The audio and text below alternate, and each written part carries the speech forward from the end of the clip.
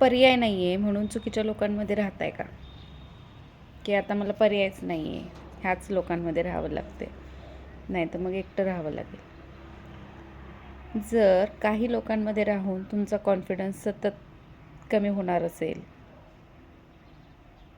स्वतःवरचा विश्वास, स्वतःवरची निष्ठा कमी होणार असेल, तर अशा लोकांमध्ये राहून काय उपयोगी? अशा लोकांमध्ये राहिलं पाहिजे जे तुम्हाला तुमच्या गुणदोषांसहित स्वीकारतील, जे तुम्ही आहात, तुमचं एक अस्तित्व आहे हे स्वीकारतील. परंतु जर तुम्हाला रोजच ती माणसे दाखवून देत असतील की त्यांच्या नजरेत तुमची काहीच किंमत नाही, ते फक्त तुमचा वापर करत आहेत, तर का राहायचं आहे अशा लोकांमध्ये? सोडून द्या अशी माणसं, सोडून द्या, म्हणजे चांगली माणसं तुमच्या आयुष्यात येतील. कारण काहीतरी सोडलं, काहीतरी मागे टाकलं तरच नवीन काहीतरी सापडतं.